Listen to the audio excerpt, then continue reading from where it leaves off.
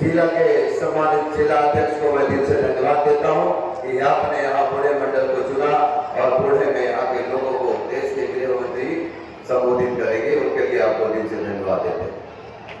मधुपुर के प्रभारी हमारे यादव जी को मधुपुर विधानसभा और जिला में अपनी अपनी अलग परिचय बनाई है। समय कम होने के कारण मैं सभी को दिल से धन्यवाद और प्रणाम करता हूं। आप सभी को दिल से धन्यवाद और प्रणाम करता हूं। यहाँ पे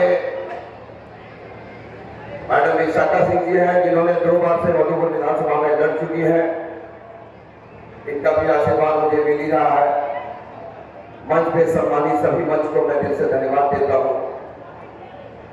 जैसे कि आप सब जानते हैं कि मधुपुर विधानसभा अब एक ऐसी विधानसभा में गिनती आ रहा है कि इस बार अगर मधुपुर विधानसभा अगर आप ना जीतिएगा, अगर कहीं हमारी थोड़ी चुप हो गई तो दोबारा यहाँ कोई हिंदू आपका विधायक नहीं बनेगा। ऐसा यहाँ की डेमोग्राफी आ गई है।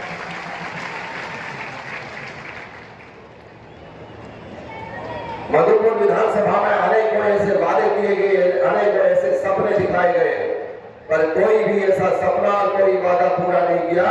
ये मंत्री ने और इनके जो पिताजी थे उसने तो आदिवासियों को बेड़ागर्क कर दिया। इन्होंने सिर्फ और सिर्फ अभी जो करंट में जो मंत्री रहे इस कार्यकाल में इसने ठेकेदारी और ब्लॉक में युगाही का काम किया। थाना में सिर्फ झारखंड मुक्ति मोर्चा के लोगों को वहां ऐसा जगह दे दिया जो कि दूसरे लोग जाए तो उन्हें पता नहीं चलता कि ये थाना है या झारखंड मुक्ति मोर्चा का ऑफिस है। ब्लॉक की भी स्थिति यही है। कभी भी कोई आम आदमी ये नहीं कह पाया कि मधुपुर विधानसभा के किसी भी ब्लॉक में जाकर के उनका काम ऐसे हो गया जिस तरह उसने वोट देकर के यहाँ के मंत्री और एमएलए को बनाने का काम किया। कभी भी कोई सरकारी ऐसे लाभ नहीं है जिस लाभ को जनता वोट देती है और उस जनता को उनका लाभ उनके दरवाजे तक पहुंचे, ऐसा कोई कभी काम नहीं किया गया। एक बार मैंने देखा ये मंत्री ने ये पूरे कार्यकाल में एक राशन कार्ड बांटा और एक राशन कार्ड बांध करके दादी को कहा कि देख नहीं दादी, एक तक कोई राशन कार्ड दे लो तो उनका पहली बार आप मंत्री हो रही हो तब थोड़ा राशन कार्ड दे दो। एक ही राशन कार्ड से दिया, उसके बाद ये भी गायब हो गए और इनकी राशन कार्ड की पॉलिसी भी गायब हो गया। और मैं इनसे बार बार यही याद दिलाता हूं कि मंत्री आपके और विधायक आपके पिताजी 4 बार रहे हैं तो आपने अपने पिताजी का सम्मान नहीं किया, क्योंकि मेरे ख्याल से आपने काम ही नहीं किया। इसलिए आपने अपने पिता को और खुद को भी ये बताया कि एक ही राशन कार्ड में सम्मान है, इनके आगे और कुछ नहीं है। यही बुढ़ेश्वरी माता का मंदिर है ना यहाँ पे सामने, बुढ़ेश्वरी माता का मंदिर है कि यहाँ पे यही हफीजुल मियां ने क्या कहा था कि लक्ष्मण झूला लगा देंगे। कितने लोग झूला झूल के आए, कितने लोग झूला झूल के आए, एक बार हाथ उठाइएगा कोई झूला झूले क्या? ये पर्यटन मंत्रालय के पास था और इसने यहाँ के लोगों को कहा कि मैं यहाँ ऐसा राम लक्ष्मण झूला लगाऊंगा जो विश्व का दूसरा झूला होगा। कुछ ही दिन पहले भारतीय जनता पार्टी के साथ, भारतीय जनता पार्टी के सभी कार्यकर्ता बंधुओं के साथ हम वहां जब गए और हमने बोला चलो आज राम लक्ष्मण झूला में झूला जाए और उस झूले का आनंद लिया जाए। हम लोग करीबन 500 लोग गए, पूरे बुढ़ेश्वरी माता के प्रांगण को हम लोग छान मारा। बड़ा झूला तो छोड़िए, छोटा झूला भी नहीं लगा था।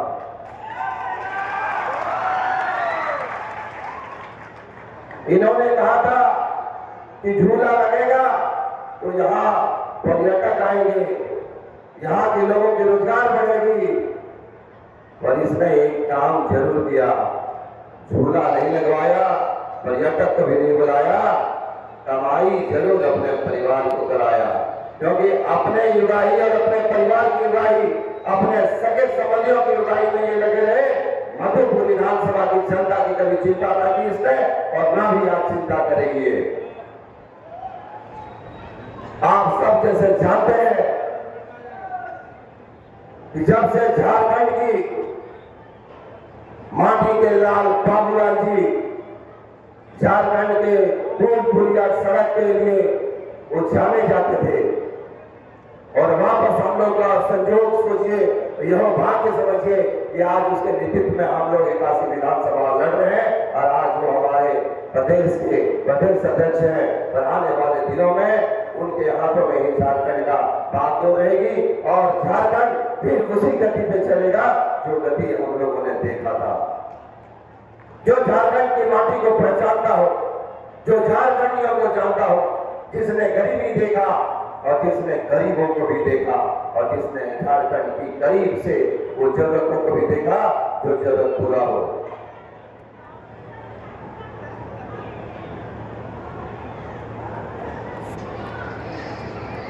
मैं अनेकों ऐसे कामें हैं जिनको मैं पूछना चाहता हूं, और जब मैं पूछता हूं तो जवाब नहीं देता। आपको मैं दिल से धन्यवाद देता हूं कि आप लोग तो कम से कम इतना समझ रहे हैं, क्षेत्र में उन लोगों को जवाब दे रहे हैं कि अब मधुपुर अपनी माटी की बेटा, घर की बेटा, अपना भाई को चुनेगा।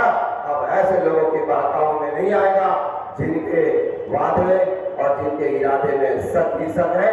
एक काम उसने नहीं किया जिन पे हम कह सकते हैं कि ये काम उसने किया। कोई काम किया क्या ऐसा इसने? कोई भी एक ऐसा काम किया जो हम कर सकते हैं गर्व से? आदिवासी के नाम पे इन लोगों ने इस तरह का काम किया है, मुझे तो शर्म लगता है। मैं आपको बता दूं कि मैं परसों ही बूढ़े मंडल के कार्यक्रम में था, और हमारे मंडल अध्यक्ष मनोहर चौधरी हमारे साथ थे। हमको बड़ा शर्म लगा। आदिवासी के जब गांव गए, आजकल के आदिवासी लड़के, पढ़े लिखे आदिवासी लड़के सब गंगा भैया के साथ हैं, पर जो कुछ ऐसे हमारी बुजुर्ग लोग हैं वो सीधा कहता है कि हाजी साहब पैसवाते लो, अभी जब पैसवाते तब भटा कर वो। आप समझिए इन लोगों की मानसिकता ने आदिवासियों को कहां पहुंचा दिया है, और ऐसा आदत लगा दिया है, ऐसा नशा लगा दिया है, जो कोई भी अच्छे आदमी वहां जाते हैं उनको भी वही इस तरह उनको पूछते हैं, उसी तरह ट्रीट करते हैं।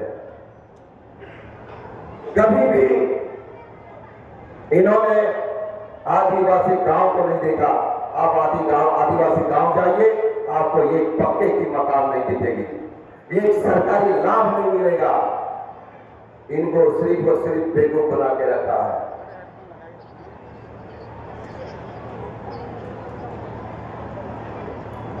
मैं इस मंच पे हमारे एक ऐसे भाई, हमारे एक ऐसे नेता हैं जो अपनी परिचय को जानते हैं और अपनी परिचय अच्छी तरह से बनाए। बूढ़े में उनकी काफी अच्छा सम्मान है।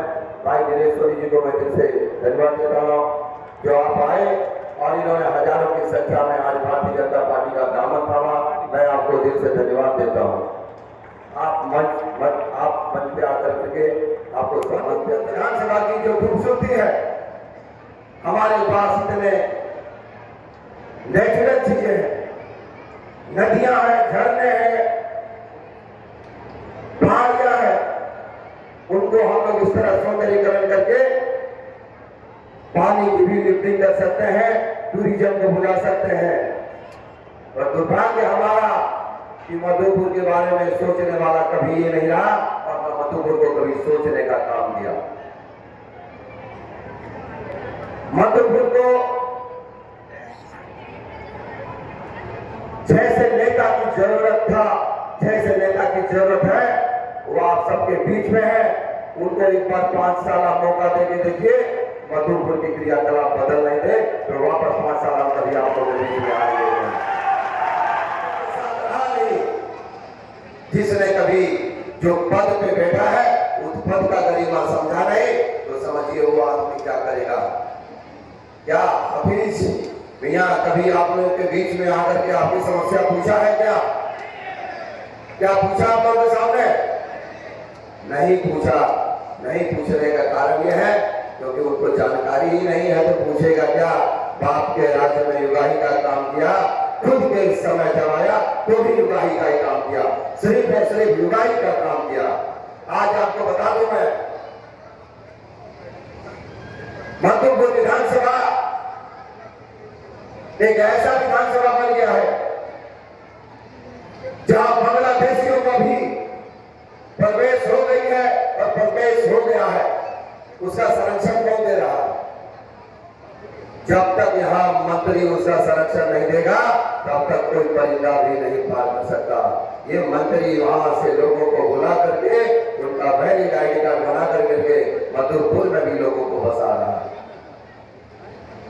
अब तो इसने और एक सिद्धांत कर रहा है, ये कभी मुस्लिम के गांव नहीं जाते प्रचार करने के लिए, ये हिंदुओं के गांव में टारगेट किया है, हिंदुओं के युवाओं को टारगेट किया है और हिंदुओं के माता बहनों को टारगेट किया है, ताकि ये कहते हैं।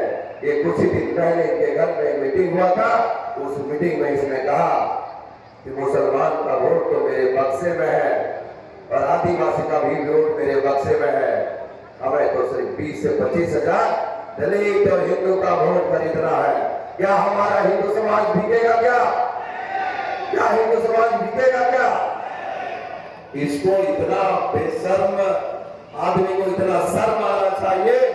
ये लोकतंत्र प्रजातंत्र में आदमी को खरीद नहीं सकते, उनका काम करके उनका दिल जीत दिया जाना चाहिए, उनके हर एक काम जो हो उनका काम कर दिया जाना चाहिए। लोकल लोग एक ट्रांसफार्मर की बात करता है तो ट्रांसफार्मर के लगवा देता है, बिजली की समस्या क्या होती है ये इनको मालूम ही नहीं है, क्योंकि इनके घर में सारे सुविधाएं हैं तो ये गांव की सुविधा को समझते नहीं, क्योंकि गांव की सुविधा जो होती है बिजली पानी और सड़क से शुरू होता है, इनको उनकी चिंता नहीं है। बेरोजगारी के बारे में बात करें तो बेरोजगारी से इसका तो दूर दूर का कोई नाता ही नहीं है, और बेरोजगारी के बारे में कभी बात किया? क्या आपने कभी हफीज का कोई भी ऐसा स्टेटमेंट मधुपुर विधानसभा की भलाई के बारे में सुना? क्या मधुपुर विधानसभा में ऐसी कोई सोच हो जो यहाँ के युवाओं को नौकरी देने की बात करे, यहाँ के युवाओं को वो उनके हाथों में ताकत देने की बात करे? मैं जिस गांव जाता हूँ युवा पहले कहता है, भैया आप जो कीजिएगा हम पढ़े लिखे हैं, हमारी माँ बाप हमारे हर समय हमें यही कहता है कि तुम्हारी पढ़ाई में मैंने इतना खर्चा किया, तुम्हारी पढ़ाई में मैंने अपने हिसाब से पैसा किया, और तुम कुछ तो ऐसा करना ताकि मेरे बुढ़ापे में कोई कमी नहीं हो। बच्चे लोग आज इतना चिंता अपनी माँ बाप का करता है, जिनके घर में जवान बहन है, जिनके घर में माँ बाप कोई बीमार है, उनकी चिंता वो बेटा कर रहा है, पर करेगा क्या? करेगा क्या जब सरकार की कोई पॉलिसी नहीं है, सरकार कोई स्वास्थ्य इंडस्ट्री को डेवलप नहीं करना चाहती है, तो युवाओं के हाथ में मजबूत करेगा कौन? हमारे साथी छत्तीसगढ़ और उत्तराखंड दोनों ही अलग हुए थे, आज उत्तराखंड कहाँ है, आज छत्तीसगढ़ कहाँ है और आज हमारा झारखंड कहाँ है? मैं आपको छोटा सा बात बताता हूँ।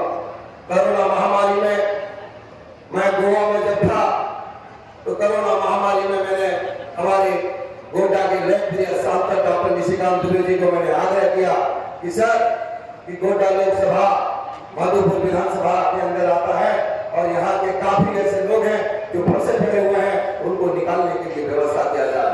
मैं दिल से धन्यवाद देता हूँ ऐसे हमारे सांसद को, जिन्होंने हर एक काम से अपना परिचय बनाया और गोड्डा से मधुपुर का भी अपना नाम आगे बढ़ाने का काम किया। एक आंकड़ा सामने आया, 15,000 लोग तो सिर्फ हमारे मधुपुर और गिरिडीह के निकले, पर 1.5 लाख लोग पूरे झारखंड का निकला, और पूरे झारखंड के लोग कहने लगे कि एमपी साहब से रिक्वेस्ट कीजिए हम लोगों को भी घर भिजवाइए, और हम लोगों ने एमपी साहब से बोल करके ट्रेन की व्यवस्था करवाई और लोग झारखंड पहुंचे। तो आप समझिए कि हम लोग आज भी अगर झारखंड में कोई नौकरी नहीं मिल रहा है, झारखंड में अगर कोई नौकरी मिला नहीं, तो इनका कारण और सिर्फ हेमंत सरकार रही है, इनकी जो इंडी गठबंधन की सरकार रही है, इन लोगों की नाकामी ही रही है। इन लोगों को कभी भी युवा जो पढ़े लिखे थे आप लोग को ही कहा गया था, हम सभी को कहा गया था कि आप जितने पढ़े लिखे लोग हो, सबको 7,000 और 5,000 की सुविधा मिलेगी, बेरोजगारी भत्ता मिलेगी। क्या 5,000 और 7,000 का बेरोजगारी भत्ता दिया क्या?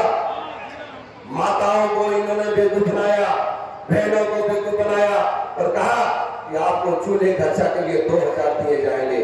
क्या इन्होंने 2,000 दिया क्या? इन्होंने ये भी कहा था कि अगर बेटियों की शादी होती है तो सोने के सिक्के देंगे। क्या ये सोने के सिक्के दिए क्या? वही सोने के सिक्का छोड़ दो, इसने तो एक पित्तल पे किसी को नहीं दिया। इन पे और क्या विश्वास कीजिएगा? आप जैसे जान रहे हैं कि अभी ये मैया योजना का ढोल बजा रहा है, पर इनको ये मालूम नहीं कि विधवा पेंशन का पैसा, सीनियर सिटीजन का पैसा रोक कर ये मैया योजना चला रहा है। एक दुकान बंद कर दिया और दूसरा नया दुकान इसने खोल दिया। हम जिस गांव में जाते हैं वो हमारी माताएं, दादी, चाची, काकी कहते हैं, अरे बेटा हमारे पैसे नहीं आना हो, 4 महीना से 6 महीना पैसे नहीं आना हो। ये दादी दिसंबर तक लो, दिसंबर के बाद सब पैसा दो और मोदी जी के नेतृत्व में, भारतीय जनता पार्टी के नेतृत्व में 2100 टका दो दीदी भी आ दो और वो भी टाइम पर आ दो, 11 तारीख आ दो, 11 तारीख से 12 तारीख ना हो तो